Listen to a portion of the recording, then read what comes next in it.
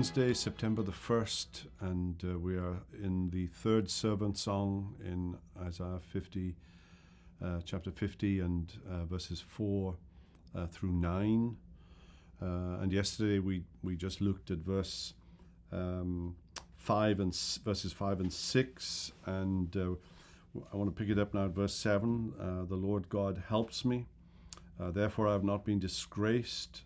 I have set my face like a flint. I know that I shall not be put to shame. He who vindicates me is near. Who will contend with me? Let us stand up together. Who is my adversary? Let him come near to me. Behold, the Lord God helps me. Who will declare me guilty?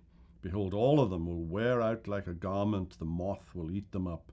Who among you fears the Lord and obeys the voice of his servant? Let him who walks in darkness and has no light trust in the name of the Lord and rely upon his God. Well, these two final verses, 10 and 11, form a challenge to follow the servant and to trust him. And he imagines one of his children walking in darkness and having no light.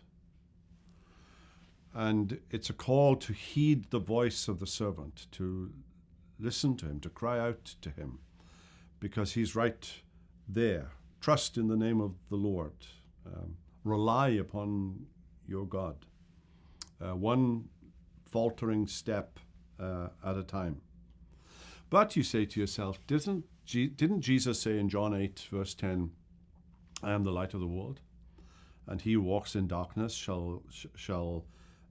he who walks with me will not walk in darkness, but will have the light of life. How come? But they're two different darknesses. There's a darkness that John 8 is talking about that comes from not knowing God at all.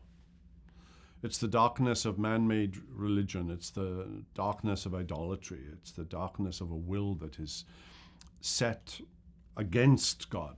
That's really dark.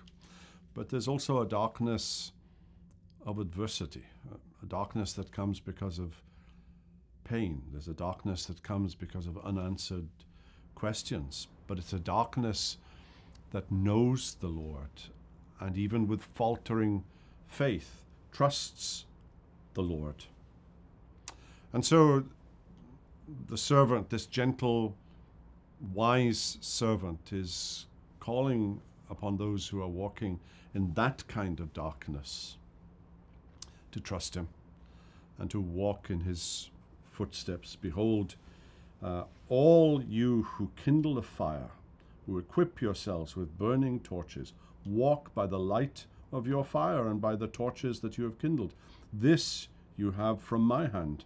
You shall lie down in torment. If you walk according to your own torches, your man-made torches, you will eventually lie down in torment. And only as you walk in the light of the servant's light will you know peace and assurance and ultimately everlasting life. Well, that's chapter 50. We'll start chapter 51 tomorrow. Have a wonderful day.